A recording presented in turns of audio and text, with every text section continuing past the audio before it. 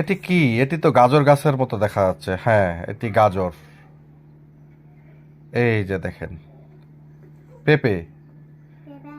পেঁপে পচে নষ্ট হয়ে গেছে দেখে। হ্যাঁ, মানে খুব পেকে গেছে আর কি, যার কারণেই ওগুলোকে নষ্ট করে ফেলা হলো। এটি হলো তরমুজ, কত বড় দেখেন। আর সেই কৃষি, এটি কি খাচ্ছে? না, এটি তো কাসাবা গাছ। গাছ তো আর খাওয়া যায় না। এই যে দেখেন, এই হলো কাসাবা, এটা দিয়েই সাবু তৈরি হয়। এবং এই যে দেখেন আনারস, এই আনারস আসলে খেতে অনেক টেস্টি। এরপরে আমরা চলে যাব হলো